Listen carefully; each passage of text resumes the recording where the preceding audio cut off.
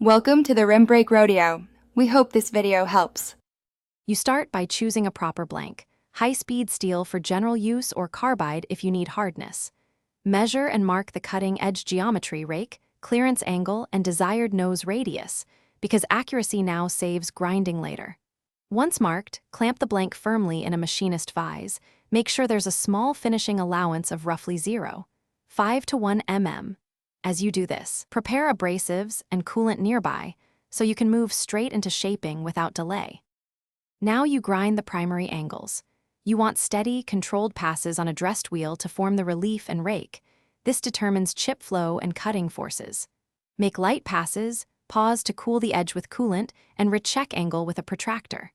Once the primary geometry is right, refine the contact area and create the nose radius with finer grit.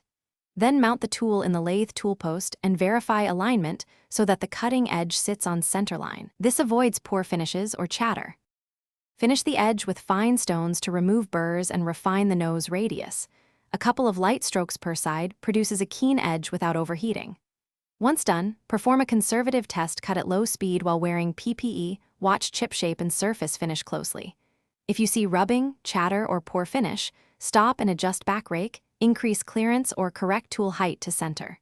Remember, one key troubleshooting tip: if chatter persists, reduce overhang and increase support, or stiffen the setup. Thanks for watching.